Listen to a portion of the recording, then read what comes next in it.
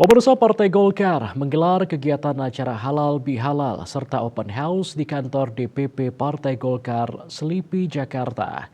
Ketua Umum Partai Golkar mengatakan halal bihalal merupakan forum penting untuk saling bersilaturahmi, saling memaaf-maafkan, serta mempererat hubungan baik demi menjadikan Indonesia maju.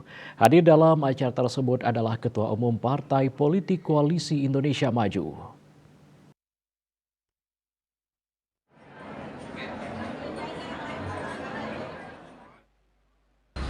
Bertempat di kantor DPP Selipi, Jakarta, Partai Golkar menggelar kegiatan acara halal bihalal serta open house.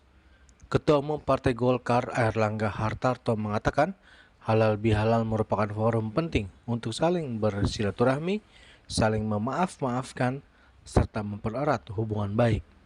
Partai Golkar sangat terbuka dengan lawan politik yang ingin bergabung dalam koalisi Indonesia Maju, apalagi dengan melihat hadirnya Partai Persatuan Pembangunan dalam acara tersebut.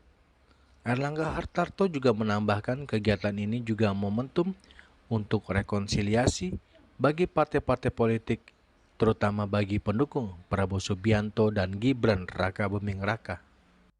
Acara ini adalah silaturahmi sifatnya open house, jadi terbuka untuk siapapun. Dan alhamdulillah beberapa ketua umum koalisi Indonesia Maju hadir. Gerindra diwakili oleh Sekjen kami, Bapak Jonas, Bapak Yusril, kemudian ada Mas Kaisar, kemudian juga dari P3 Pak Mardiono juga hadir, dari pihak Golkar sendiri ada Pak Lutut, Pak Akbar, Pak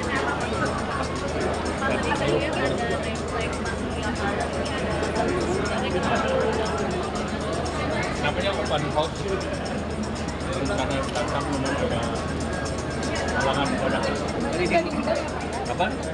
Kita open house menyatakan akan hadir. Jadi demokrasi apa? Dari Jakarta, Juli Suwarta dan Ketut Sumadiasa melaporkan.